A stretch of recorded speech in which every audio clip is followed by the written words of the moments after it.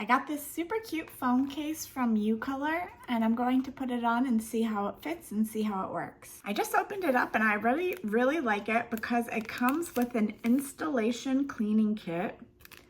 And then it comes with a protector for your camera lens. I've never, in all the phones I've ever had, in all the cases I've ever had, I've never had one come with protection for the camera lens.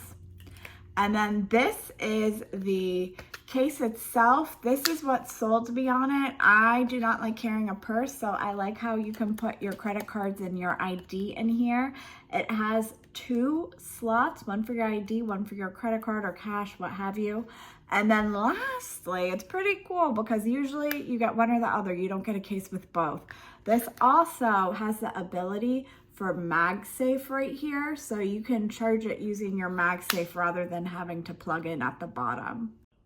So here is what it looks like on. It fits my phone perfectly, and then the little lens protector fits in quite nicely as well. I think it's really cute.